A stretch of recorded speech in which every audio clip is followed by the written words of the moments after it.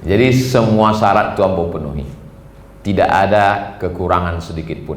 Masalah absen mengajar, walaupun ambo sibuk ceramah, tapi mengajar tetap. Masalah absen di kelas tetap.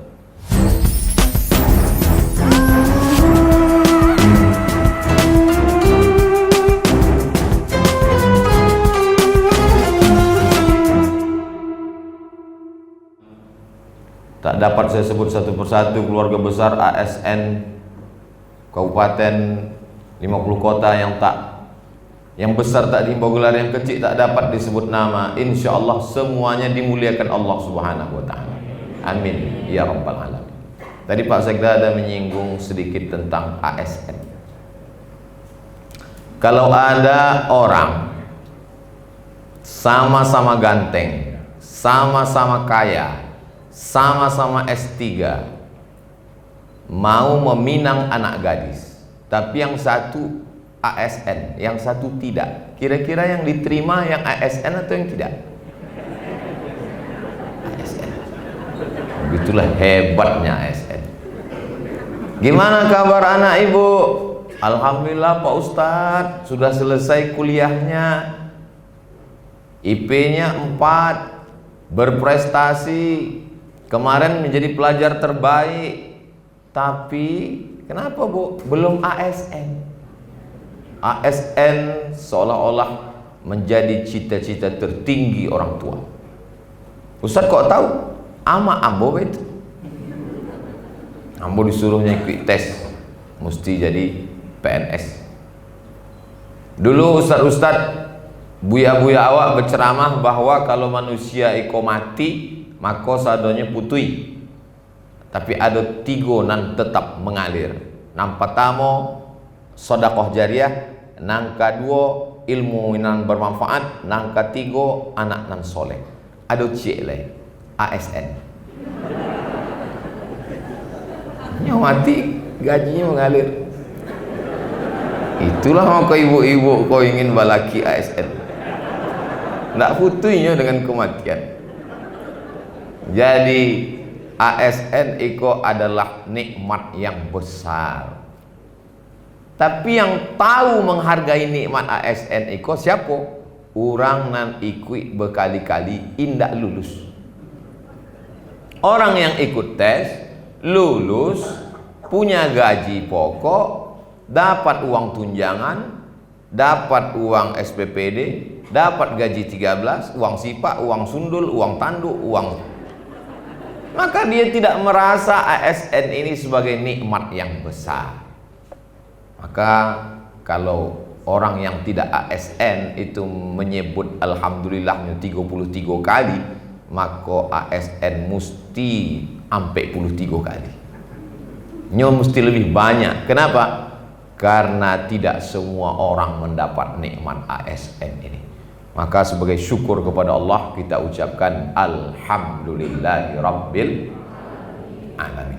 Nah, adapun ambo ASN ikut tes NIP ambo 1977 058 balik, ujungnya lupa pula. Tahun 2008 ambo ikut tes PNS dosen, 2009 balik keluar karena satu dan lain hal.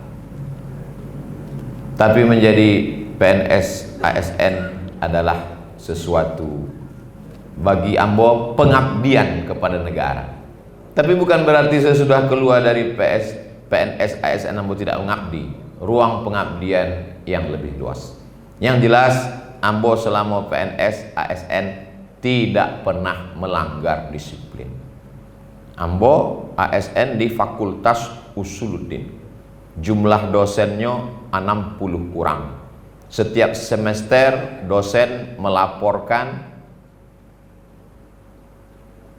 mengajar bakti dosen, kemudian penelitian, kemudian penunjang, dan ambo tidak pernah ketinggalan laporan.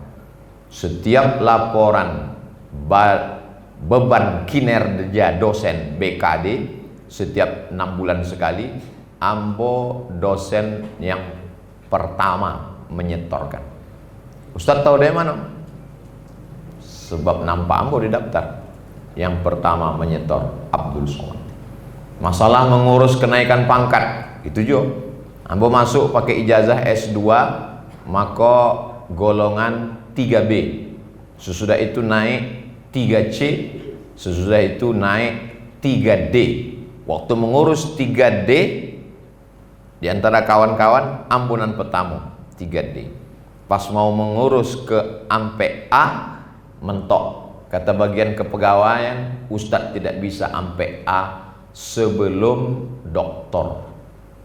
Ambo pun mendaftar doktor, selesai doktor, awak pun ndak lo PNS lain.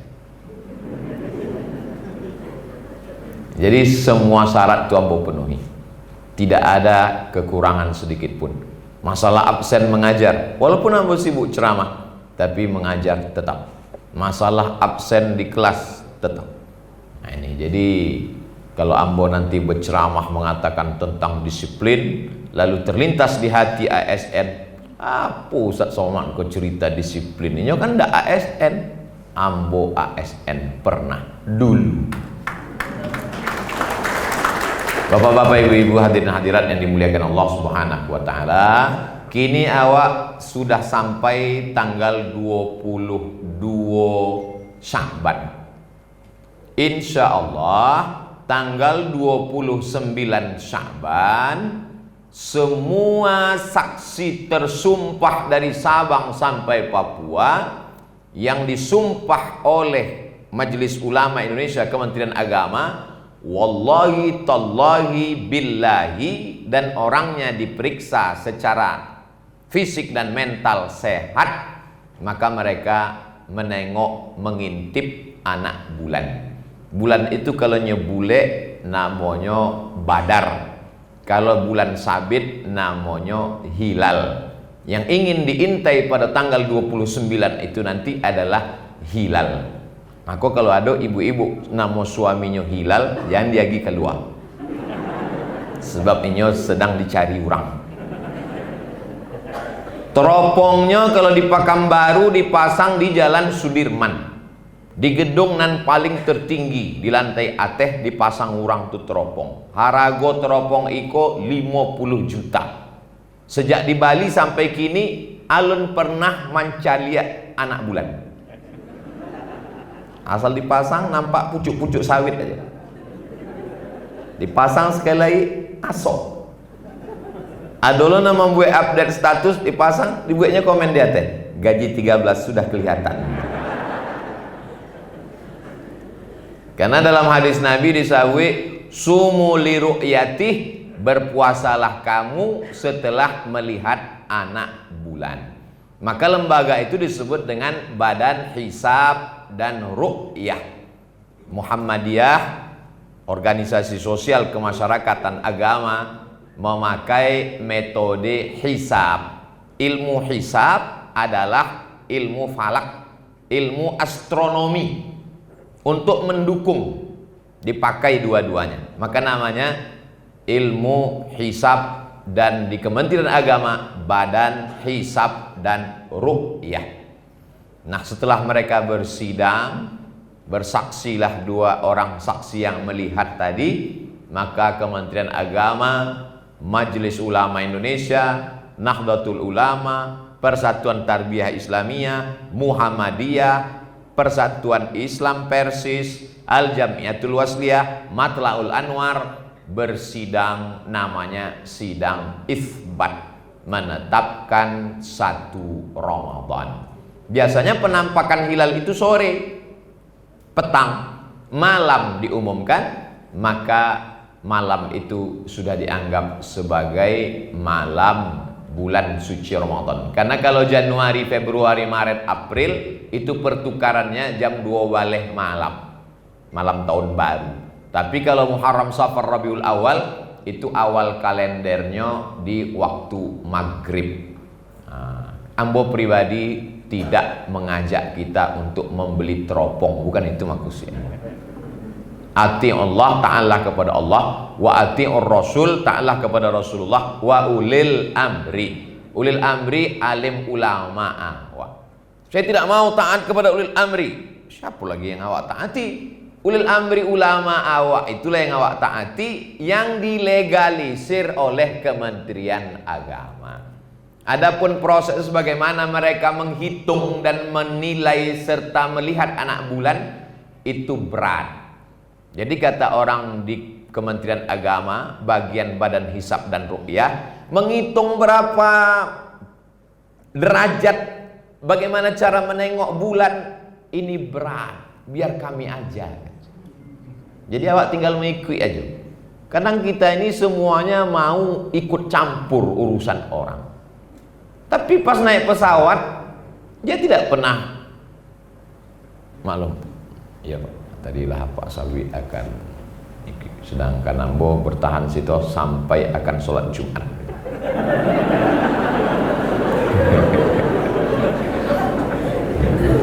Kita doakan Pak Sekda panjang umur, sehat badan, barokah insyaallah. Awak kalau naik pesawat ke Jakarta kan tidak pernah awak ketuk pintu pilot itu, bertanya, pilot iko remnya di mana, gasnya, minyaknya apa. Kita kan percaya saja sama pilot. Lalu kenapa masalah bulan puasa ini kita tidak percaya, lalu mau menengok berapa derajat, bulannya nampak apa tak nampak? Percayakan saja sudah. Jadi nanti kalau sudah diumumkan bahwa besok berpuasa, maka ikut sajalah berpuasa.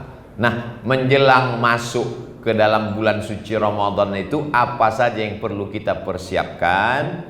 Yang pertama, persiapkanlah ilmu. Ilmunya apa? Yang rajin membaca, beli fikih puasa, tanya jawab puasa. Di internet ada Pak Ustadz? Oh ada, tinggal buka aja situ. Buat di Google, www.google.com. Tulis di situ fikih puasa, tanya jawab puasa, Abdul Somad. Awak coba ya, ada ndak? Tanya jawab puasa, Abdul Somad. Enter. Habis lo pakai 30 fatwa Ramadan Abdul Somad. Aduh. Yang mau dicetak boleh, bagikan ke masjid-masjid silakan. Kalau di sampulnya kami buat coblos nomor sekian, jangan. Cetak, bagikan. Ini bagus. Di situ ambo bahas dari mulai kumur-kumur, suntik, bersahur, apakah niat sahur itu sekali saja atau tiap malam. 30 tanya jawab seputar Ramadan. Dalam bentuk PDF boleh dilihat. Nah, ini ilmu. Karena kalau kita tidak punya ilmu, segala sesuatunya. La ilaha illallah itu penting. Tapi di pangkal la ilaha illallah ada namanya fa'lam, berilmu tentang la ilaha illallah. Adapun iman yang diundang dalam acara Ramadan itu tidak ya ayyuhan nas. Ya ayyuhan nas, semua manusia ikut. Tapi dalam Ramadan itu coba awak calia ayatnya. Ya ayyuhalladzina amanu, orang yang beriman saja.